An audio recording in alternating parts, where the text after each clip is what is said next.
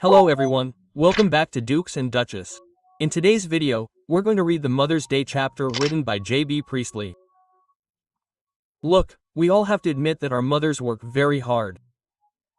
They work year-round. They don't take Saturdays or Sundays off, and when festivals come, their workload doesn't decrease, but rather increases. Our mothers don't get paid in return. They simply care for their children and husbands for free. Yet, mothers never complain. So, I'd like to ask you a question. Have you ever asked your mother what they get in return for all this work? Ask your mother sometime.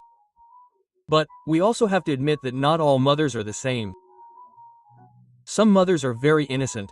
They love their husbands and children very much and don't expect anything in return.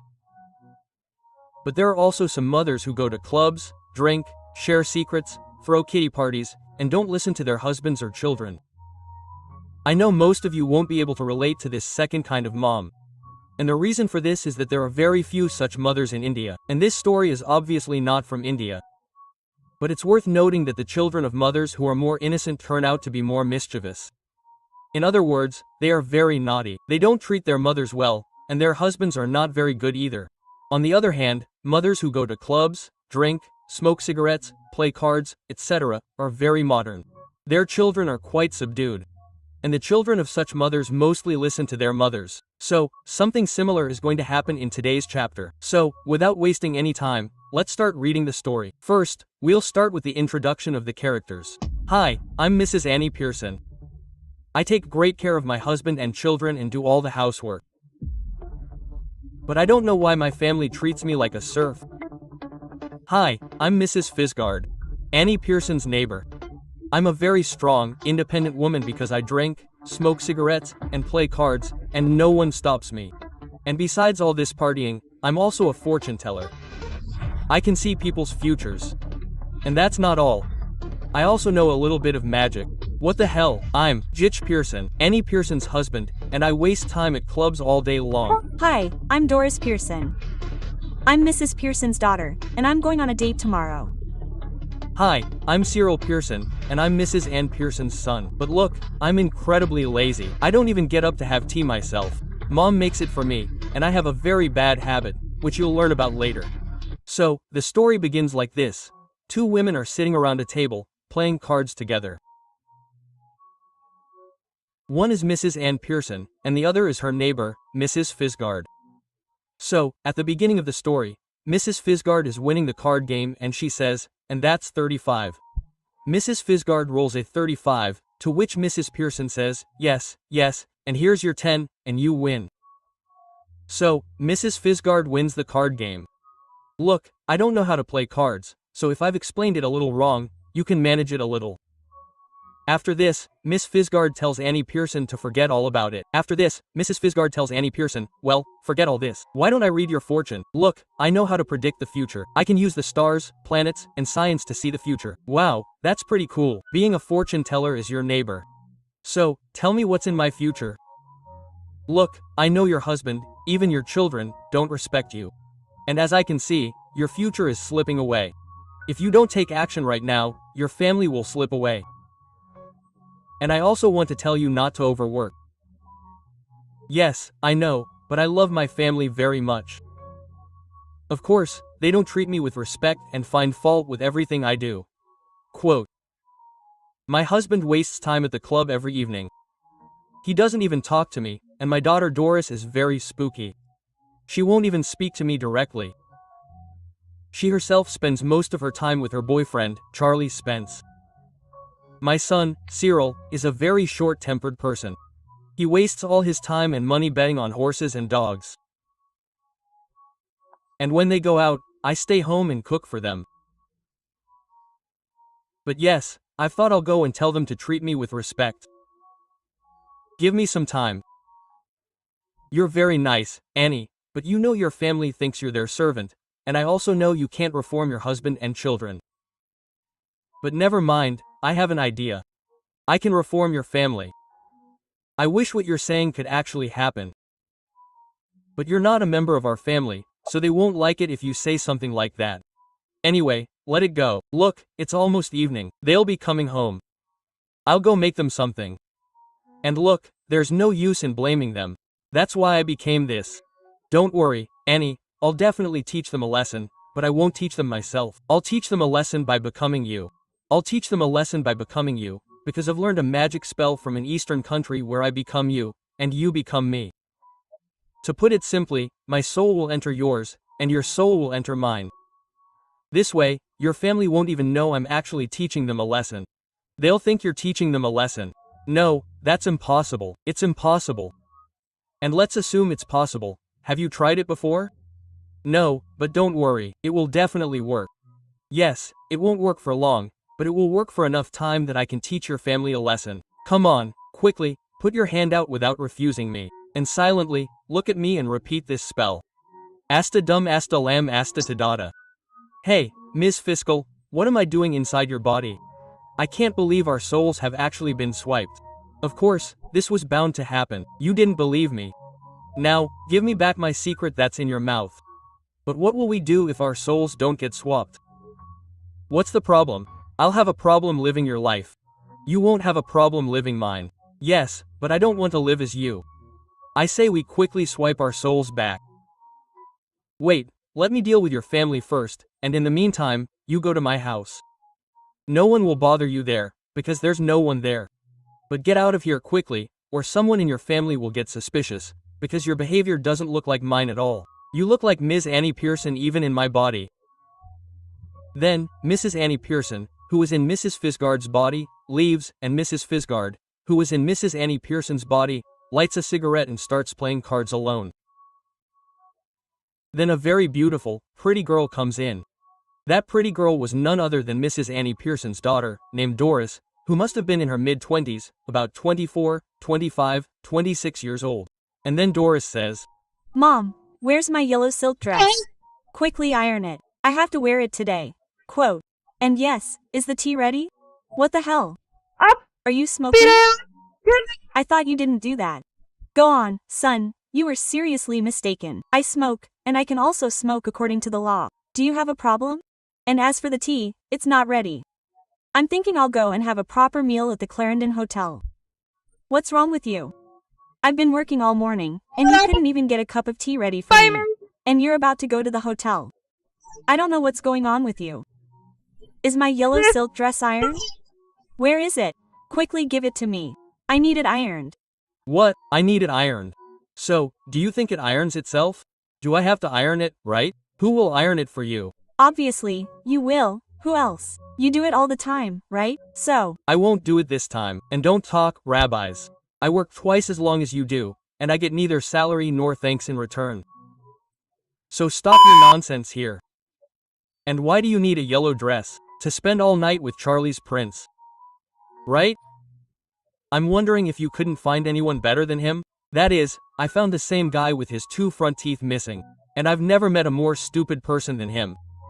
How could you date someone like that? who are you to object to me? And yes, I have to go. I will.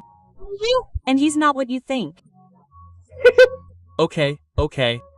But if I were you, I'd find someone better. And honestly, I'd rather die than date Charlie Pants. But then, as soon as Doris leaves, Cyril arrives. Who was Cyril? Annie Pearson's son. And as soon as Cyril arrives, he asks his mother, Mom, is the tea ready? And yes, I gave you the repair job, you've done it. Now it's going to be fun. Just wait and see what happens. Quote, Mrs. Fisgard, who is inside Annie Pearson's body, finds another goat. No, the tea isn't ready, and I don't like repair work anyway. Why, Mom, what happened? Are you feeling well? You never used to say things like that before, and you used to love repair work. What's wrong now? Oh no, I never liked it this much before today. And today I've changed my mind. I don't like repair work anymore. What was to happen next? Cyril gets very angry, but what can he do? Just then Doris arrives. By the way, Doris's face looked very sad because she had just come back from crying, and her eyes were swollen and red from crying. Oh, what's this look you've made? Even if I had to go with Charles Prince, which I wouldn't have gone looking like this. Oh, shut up. First of all, I'm just wearing clothes. No makeup. And second, this look is ruined because of you. Anyway, I'm going to go get a beer. Do any of you know where the beer is kept here? Yes, there might be a bottle or two inside, but why would you need it? Are you stupid? I obviously need it to drink. What else do people ask for beer for? Then, when Mrs. Pearson goes in to get a bottle, Cyril and Doris start whispering to each other. What are they talking about? Let's listen. Is she behaving rudely with you too? I thought she was just doing it to me because I must have done something wrong. Yes, my mother is behaving the same way with me. I don't know what's wrong with her. Do you have any idea why she's acting so strange today? Yes, I've never seen my mom drink, play card games, or smoke. And today she didn't even make tea for us. She's deliberately trying to annoy us, and she's not even doing our chores. I don't know what's wrong with mommy today. I think she's gone mad because she hit her head and is acting like this. No, I think she's not mad, but stupid. Yes, let's see if she'll behave like this even after Dad comes. Then, when Mrs. Annie Pearson returns to the hall, she sees the two children, Doris and Cyril, laughing together. She asks, "Why are you laughing? If there's something interesting, tell me. This is too much." You won't understand our jokes. And what have we done to make you talk to us like this today? You both come to me whenever you have work. You give me work and then leave. Am I your servant? Am I your servant? Well, if you won't make tea for us, I'll go to the kitchen and find something. I don't sit around idle anyway. I work 8 hours a day. Why not? Quote, go help yourself. And as for the 8 hours, I'm done with my 8-hour work today. So, I'm not going to skip any more work. And yes, I've decided that from now on, I'll take weekends off too. See, after that, Cyril had no option. He was very hungry, so he went to the kitchen and brought milk and cake. Just then, George Pearson, Mrs. Annie Pearson's husband, entered the house, having returned from the club. Just then, George Pearson, Mrs. Annie Pearson's husband, entered the house. What the? Are you drinking stout? But why? What does why mean? I felt like drinking. What's your problem? But at this time of day? What's the problem? Yes, but I've never seen you drink. Oh, it's okay, I saw you today. Just take a look now. But I don't like these surprises at all. Next time, I won't want any surprises like that. You should at least understand that much. Quote, you're my wife, right? Well, forget all this. I forgot to tell you this morning that I don't want tea today, because I'll be at the club tonight. There's a special snooker match there. And yes, I'll have dinner there too. Look, Gio. First of all, I love surprises, and look, it's been a while since you last surprised me. So I thought I'd surprise you again. And secondly, I didn't have any tea ready anyway. Didn't you have tea ready? If I wanted it, I would have. Oh wow, listen to this guy. This guy is getting angry about something he didn't even want. Oh, hello, geez, listen here.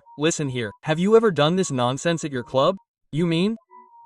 I mean, have you ever gone to a bar and said, look, I don't want beer, but I'm really angry that you didn't have it ready for me. Try saying that sometime at a club. They'll laugh at you. Anyway, the people at the club still laugh at you a lot. Your friends at the club call you Pumpy Wumpy Pearson behind your back. You're just a joke to them, nothing more. It's impossible they'd laugh at me. Cyril, you go to the club with me sometimes, right? Do the club members call me Pumpy Pearson behind my back? Yes, Dad, that's true. They call you different names behind your back and laugh at you. After this, George leaves the place dejected, and then Cyril tells his mother, Mom, you shouldn't have said that. George leaves sadly, and Cyril tells his mom, Mom, you shouldn't have said that. You hurt his feelings, and you hurt mine too. It's okay. It's natural to hurt feelings sometimes. And I don't need your opinion anyway. You know what? Quote, you yourself waste all your time and money on greyhorn dresses, dirt tracks, and ISOs. I don't understand what fun you get from all this. What pleasure do you get from it? Then the bell rings, ting-tong, and Cyril thinks someone must have come for him. So he goes to the gate and looks outside. The small hole doesn't fit him. And then he sees Mrs. Fitzgerald come in. And obviously by now you must have figured out whose soul is inside Mrs. Fitzgerald. Mrs. Annie Pearson. Mom, look, the silly old bag that lives next door has come in. You don't want her in the house right now, do you? Should I tell her to leave? I definitely want to. Don't overthink it, and next time, don't call her silly old bag. She has a lot more sense than you. And she's a very nice woman. Hi, Mrs. Annie Pearson, is everything alright here? Can't you see that something's not right here? Oh, shut up, you silly spoiled young picken. Cyril then goes to his room, and Mrs. Fisgard and Mrs. Annie Pearson start talking privately. But their private time doesn't last long, because Doris and Geos arrive just then, and this is where a lot of confusion ensues, as Mrs. Annie Pearson starts calling Mrs. Fisgard, Mrs. Annie Pearson, and Mrs. Fisgard starts calling Annie Pearson, Mrs. Fisgard. Basically, there's a lot of name confusion. And seeing this, George and Doris are shocked. They can't quite understand what's going on. Have these two women gone mad?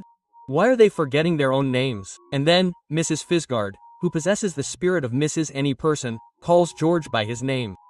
Because she thinks he's her husband.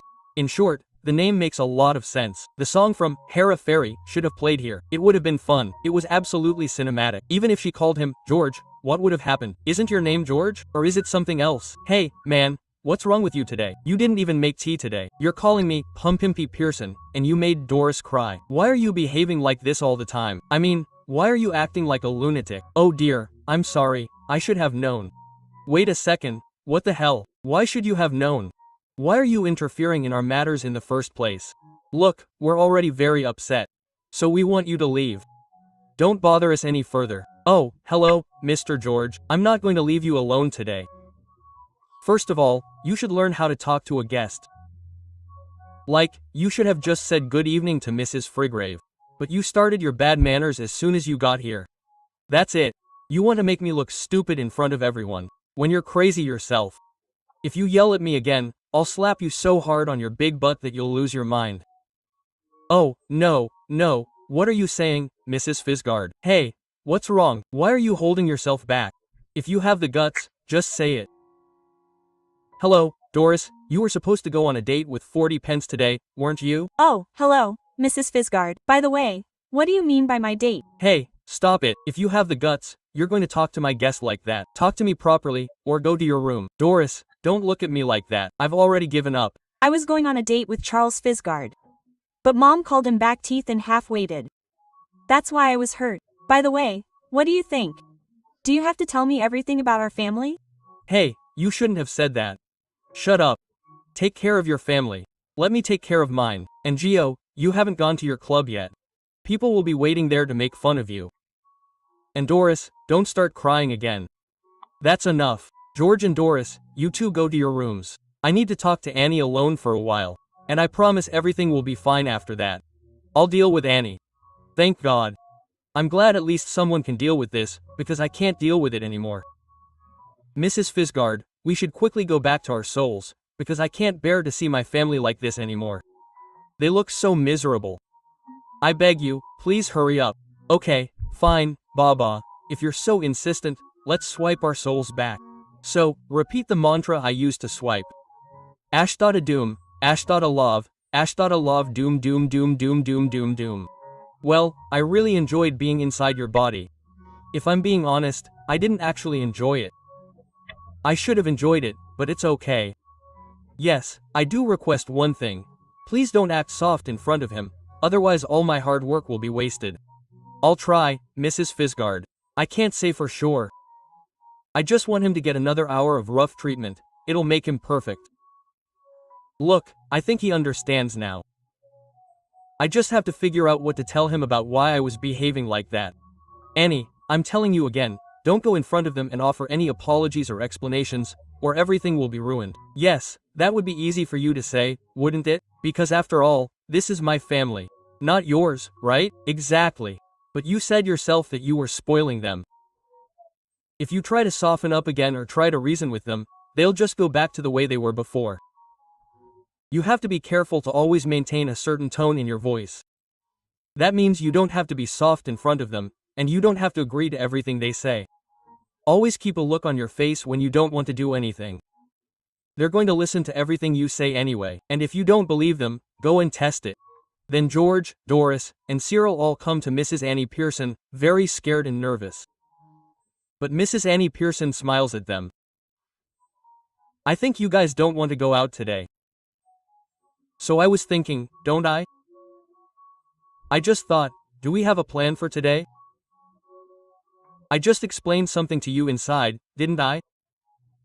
Oh, yes, I was thinking, we'll play rummy together, and then Doris and Cyril, you two can cook dinner, while I talk to your dad. Yes, perfect, That's fine with me. I don't have any problems. Yes, that sounds good to me too. Oh, I'll cook. Yes. Tell me, is there a problem? No. I was just saying, we have to cook dinner. It's a great plan. What's the big deal? Goodbye, Mrs. Fisgard. Do come again. Of course, yes, dear, I'll definitely come. And for now, good night, see you later. Have a good time, and this concludes your chapter on Mother's Day. So, before you learn the moral of this chapter, if you haven't subscribed to my channel and liked this video, you won't find a place in hell. And be sure to follow me on Instagram. The link is given in the description. Anyway, I'll see you in the next video. Until then, bye.